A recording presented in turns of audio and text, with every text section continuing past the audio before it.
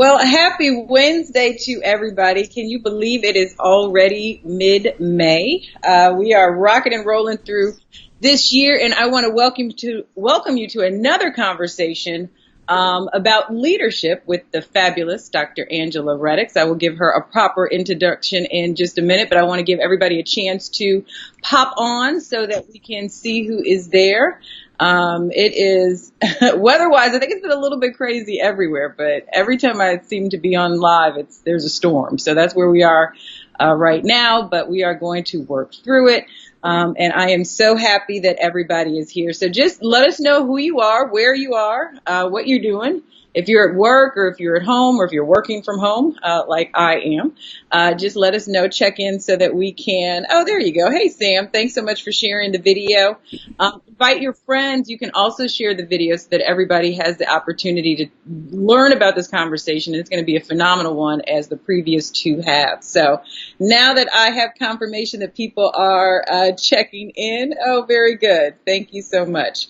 We are going to get started. There we go. So let me introduce Dr. Angela Redax. She is chairman and founder of Envision Lead Grow, a nonprofit organization aimed at aspiring girls of all ages to chart their destinies by teaching them the skills and dedication required to accomplish their dreams through entrepreneurship.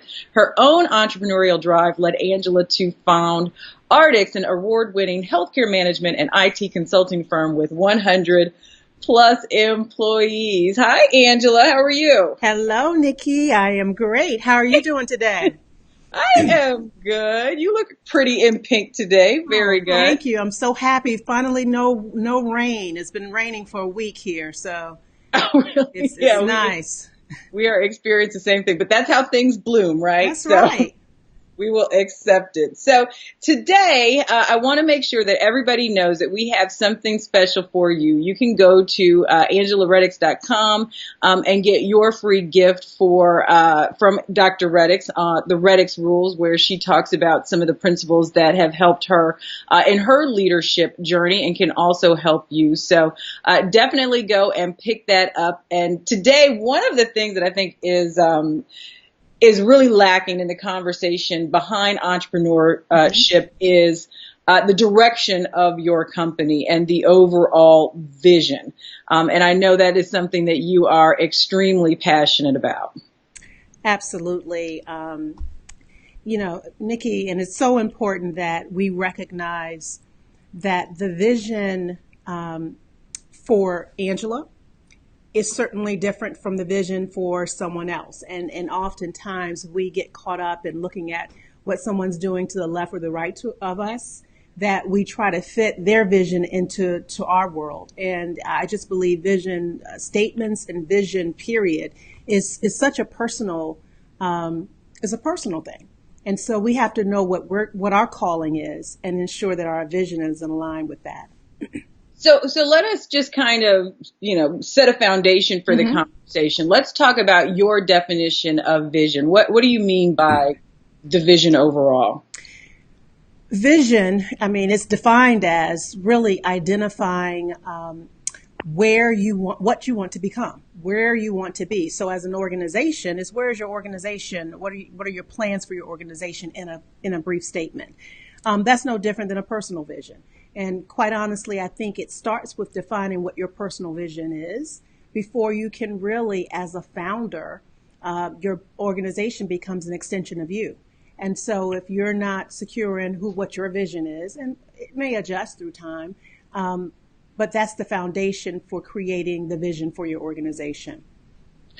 And so when you talk about like your personal vision and your business vision and how they're all intertwined. I know we've talked about before just your core values and how that is a part of, the direction for your business and your life. Is that part of the vision process? Absolutely. Defining first the vision for yourself. Early on, I think I've explained to you in some of our conversations, my vision ever since becoming a parent.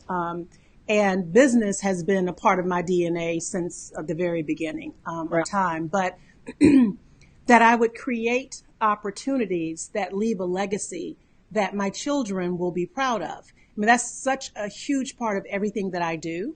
And so founding Redax, our vision was around becoming a trusted advisor and navigating the nation's evolving healthcare challenges by consistently providing innovative and efficient solutions and a unique overall client experience in the areas of population health, payment reform, and patient-centered care and outcome. Envision, Lead, Grow. Our vision is to transform communities of poverty into communities of prosperity through the promise of middle school girls. So each of those vision statements, they're about leaving a legacy. They're about creating a community that's stronger from a healthcare perspective, but also from a population health perspective, from an economy perspective with Envision, Lead, Grow. No, and you answered, I just got a question. I think you answered part of that. Somebody wanted to know if you have a foundation, or maybe you have a coaching business, or it's something that's not, like your healthcare company. Do you still need a vision? And you say yes. Absolutely. I think the saying is, if you don't stand for something, you'll fall for anything. Right. So if you don't have a vision statement that you keep in front of you, I can't tell you. Now, I'm a federal government contractor. Yeah.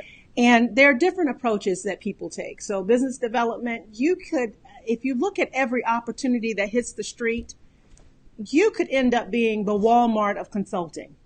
Just a little bit of this and a little bit of that. And that may be your vision. Right. My vision is that we are a boutique. We're very specialized. So we are deep, deep, deep in healthcare. We're not wide. We don't do ships. We don't build rockets. I love shoes, but we don't sell shoes. We Right. are a healthcare organization. If we're not careful, you see $1 million opportunity, all of a sudden you start changing who you are. When you do that as a founder with your organization, you look back and at the end of the day, you're not sure who you are as an individual. So you really have to be clear on your vision, or you will end up somewhere that you don't want to be. Your vision statement is your strategic roadmap. It's the foundation of that. So, and I guess my question, because I think that's a brilliant point, because I think a lot of us in our head, we have, what we want our company to look like, but actually physically writing it down and then sharing it with others may not happen all that often. So how do you communicate that vision, and how often should you tell your employees or the freelancers, whoever may be working with you to develop this company or foundation? How often do you communicate that, and how?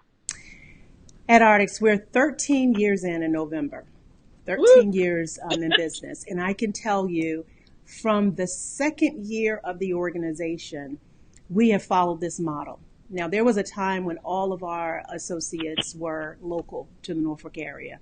I'm proud to say that we've transitioned from everyone being physically here to now we're all over the nation. And so when we started, everyone was here. So at the beginning of every year, we would get together and we would go over our strategic roadmap. The roadmap included 3 different goals from 3 different perspectives.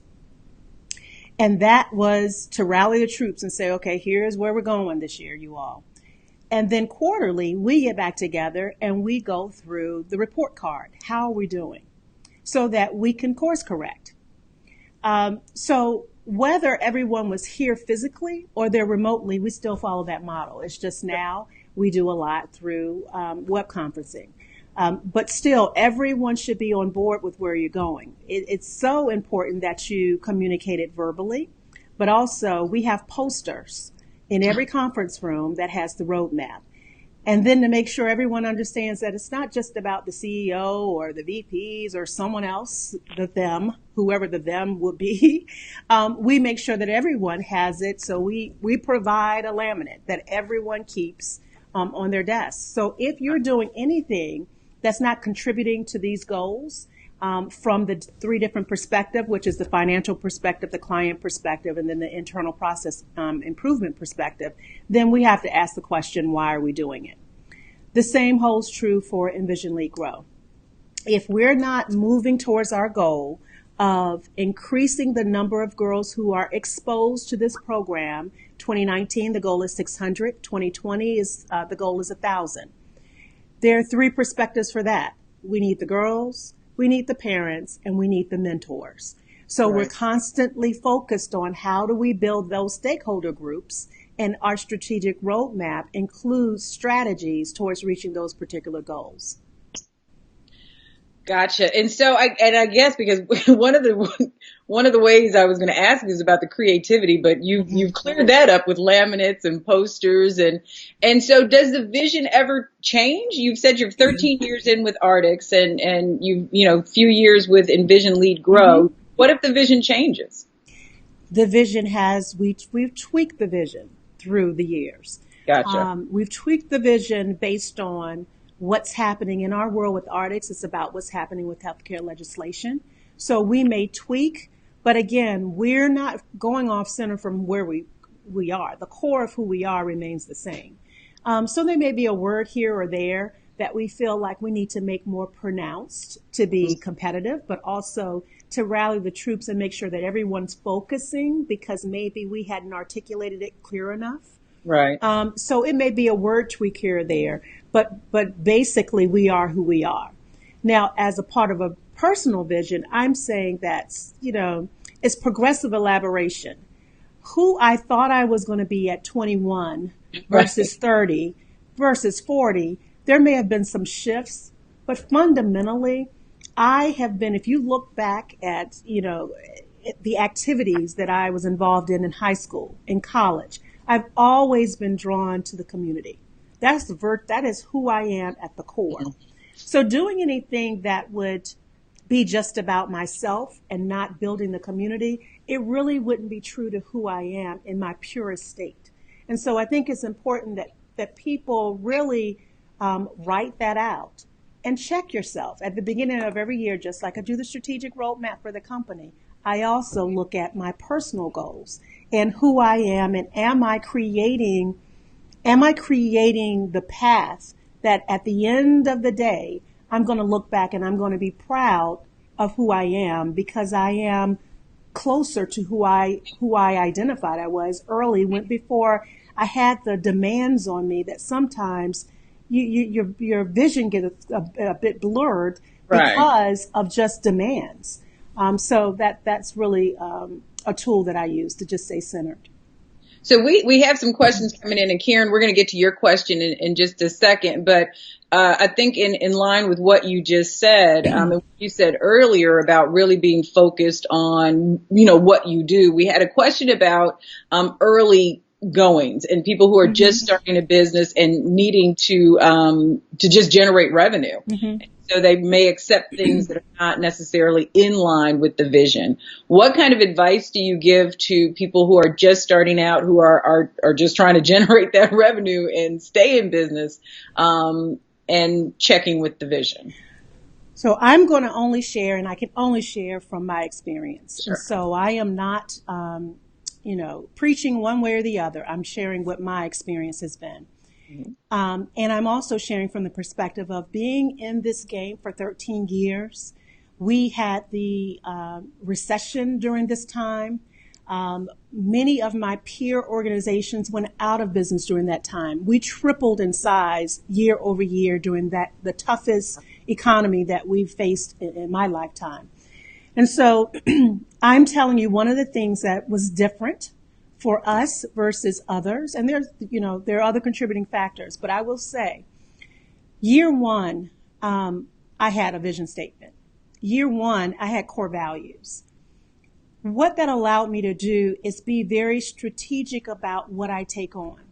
The thing about just trying to make revenue is sometimes you overstate your capabilities. So in the end, what people found is that they lost money trying to make up for commitments that they really weren't ready for. So you have to be really careful about when you're saying you're just trying to make money, and sometimes you accept things that's really not good for you. So I will say for me, it was having this vision and understanding that every project that I take on may not be profitable, but as long as it's leading me towards the goal, then it's worth it, because it was important in those early years to build past performance. And sometimes you're not going to have the profit margins so that you can build that experience. Right. As long as you have a purpose, and that purpose is connecting to a long-term goal, which is your vision statement, then you're moving in the right direction. But sometimes we spend, as entrepreneurs and startup entrepreneurs, we spend a whole lot of time running in circles, and you're really not getting anywhere closer to your absolute goal. Yes. Or as my daddy says, all money ain't good money. That's right.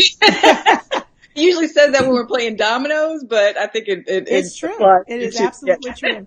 Absolutely. So Karen would like for you to explain the difference between vision, mission, and purpose. Ooh.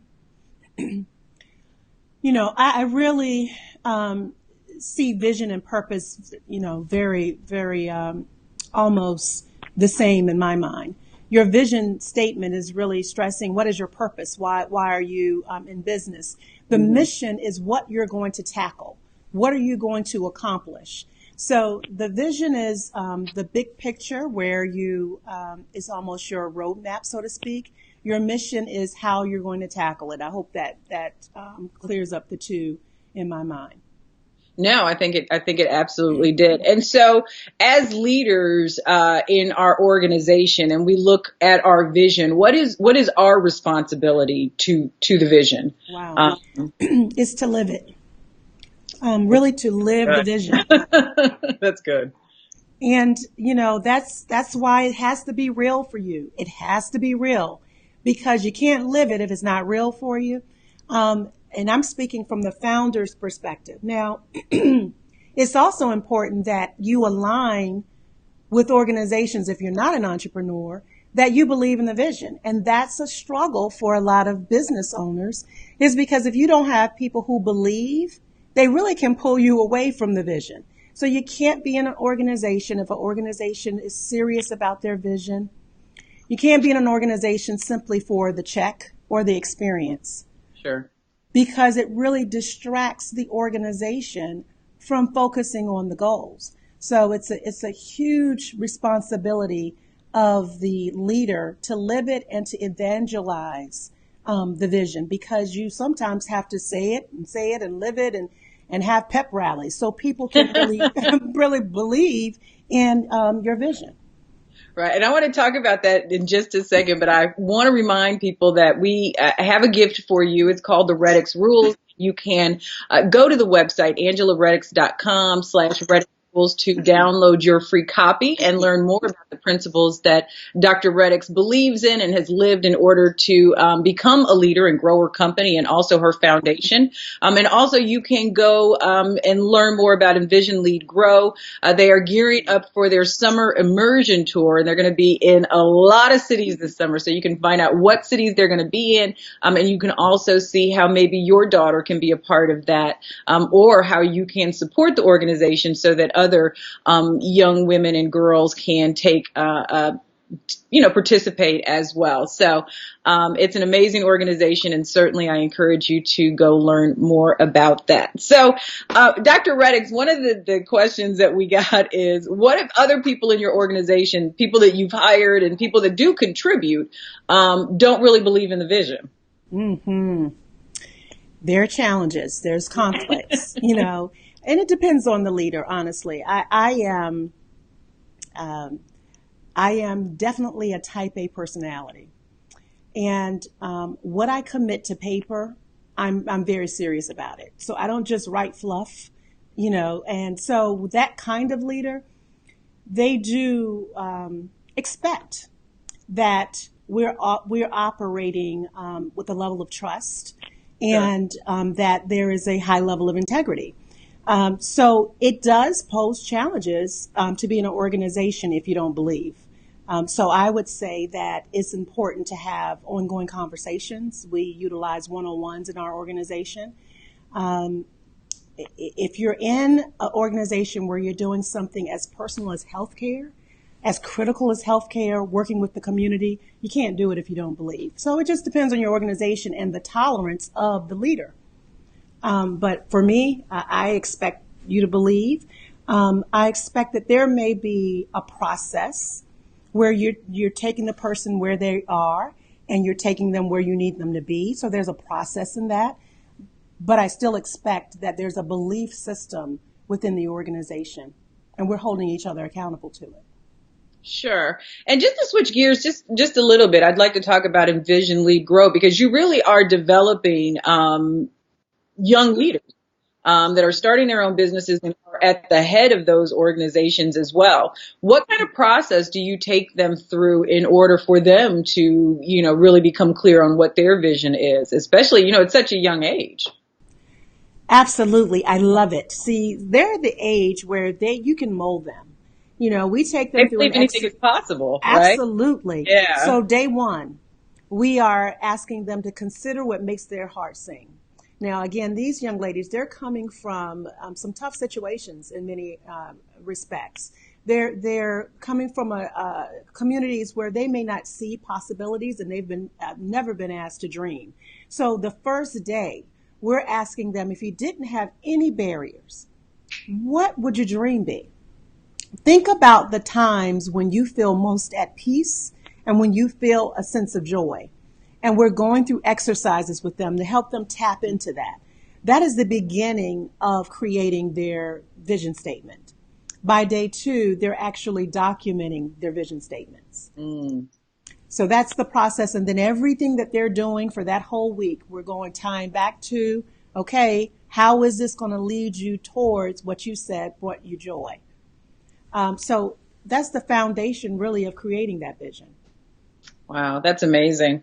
One question that we got from a mother who has a daughter that's graduating from college is if she is, interviewing and she's going to go work for someone else, what is the process for her when it comes to vision? If she's not actually creating a company, but she's going to go work for someone else, does she have to have her own vision statement? She absolutely needs it, especially just graduating from college. So before she goes into the workplace, she really needs to write down, where does she see herself as an individual? What's her aspirations? So that when she's going in for these interviews, prior to going there, she needs to research, what's the vision of this organization? How is this organization organized? What's the appropriate place for me to start in order to align with where I'm actually trying to go? Is this a 3-year plan in this organization? What's my move going to be? When she understands her vision, it's going to help her attract the right people to her when she's in that organization. So many people contact me and say, well, I'm looking for a mentor. Can you be my mentor? I ask the question, why me? They can't answer the question. I ask the question, what are your goals? Because it's important, if you're going to have someone in your space as a mentor, you really need to know that they have something that they can pour into you, not just because of where they stand, but you have something in common. And so you want to have someone as a mentor who's 5 steps ahead of you, not in a whole different world. So the thing is, if it doesn't align with what my background is, what my interests are, I'm probably not your best mentor. Yeah, and that is one of probably my biggest frustrations when it comes to that, because people will, they'll see what you're doing and they'll like it. And then so they'll just ask you to be a mentor. And then I'm like, well, why? Like, why? What is the goal for this mentor-mentee relationship? And I would say 98% of them don't have a clue. Like, they have no idea.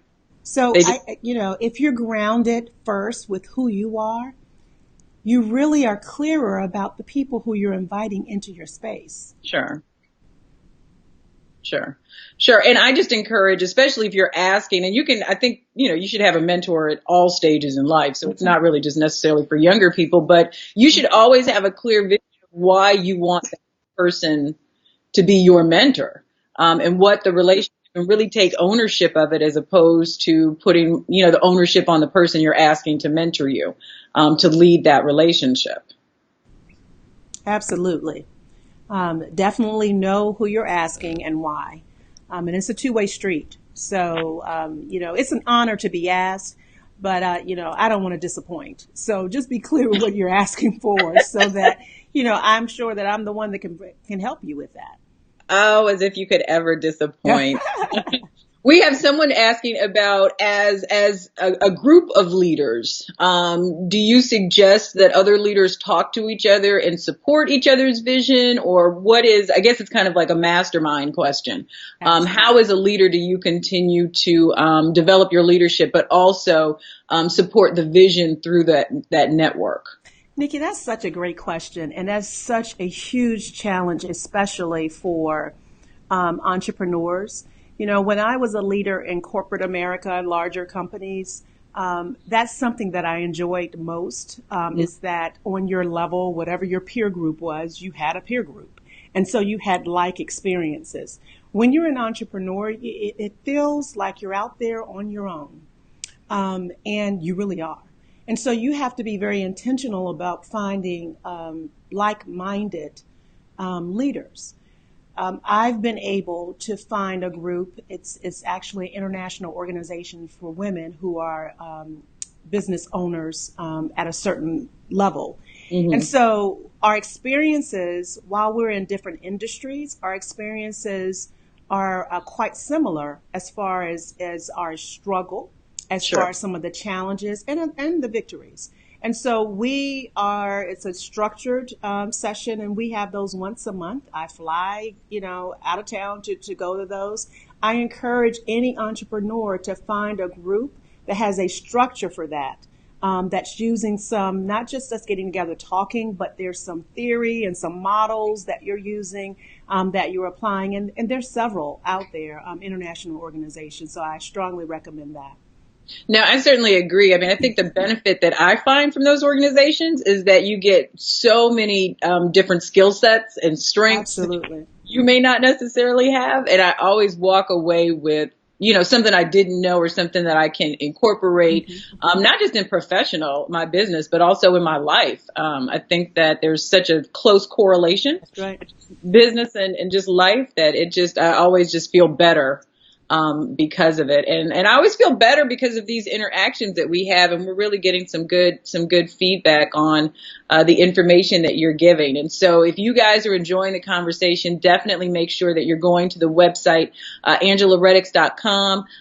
You can, read articles, you can look at information, you can see where, Angela will be speaking next, but you can also go to angelaredax.com/Redax Rules, and you can download a free copy of the Redax Rules that talks about additional principles in order to make you a better leader. So, Angela, any final thoughts as we wrap this up?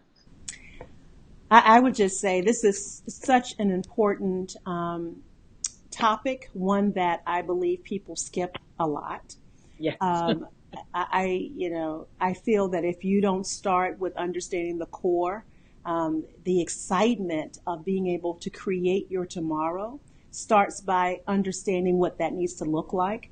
And when we don't do that, we run the risk of just having to apologize to ourselves a whole lot because we just haven't taken the time to slow down. Sure. And just write a statement about what your tomorrow could look like. Sure. And so I hope that people will take this challenge. I'm excited that the girls that we put through ELG, and by 2020 we'll have 1,000 girls. Woo. That one thing that I can say with 100% certainty is that they will have a personal vision statement and a vision statement for the entity that they are deciding to start. So I encourage others to do that also. I just think about the impact that alone is going to make the world, is everybody being so clear about why they're here and what they're supposed to do. That's amazing. So we got one last minute question. I think it's really an important one. So just real quickly, do you ever abandon the vision and move on to something else? So I have not abandoned my vision. Sure. I'm sure that, have I adjusted the vision? Yes. Has it gone from, A to Z? No, for me. But I can imagine that, as you are going through self-discovery, you may decide to go somewhere else. But I think it's just key to have a vision statement. So at the beginning of the year, just take a look at it. And if it is drastically different, it's okay. But just make sure you have something that you're focused on so that you're just not out there without a roadmap.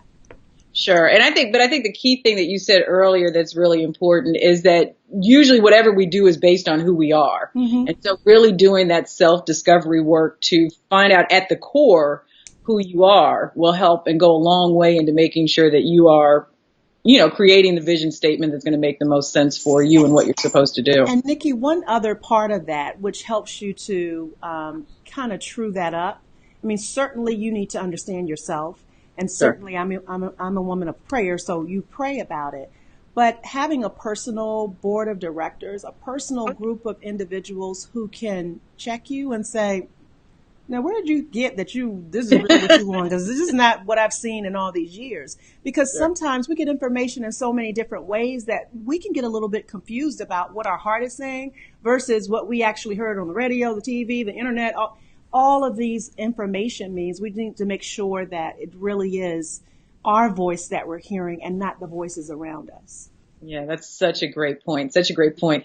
So we are at the end of this particular conversation, but we have a lot more coming. So make sure that you connect with Dr. Redax on all her social media platforms, right here on Facebook, but she's also on LinkedIn, Twitter, and Instagram, and also connect with her via the website at angelaredax.com. If you go to /Redax Rules, you can get your free copy of the Redax Rules, but we will have more conversation coming to you as we gear up for the second part of the year. I can't believe we're almost there. And so thank you, Dr. Redax. We always appreciate your time. And I wish you a good day. Thank you, Nikki. Always a pleasure. Bye, everyone. Have a great day. Absolutely. Thank you guys for tuning in, and we will talk to you soon.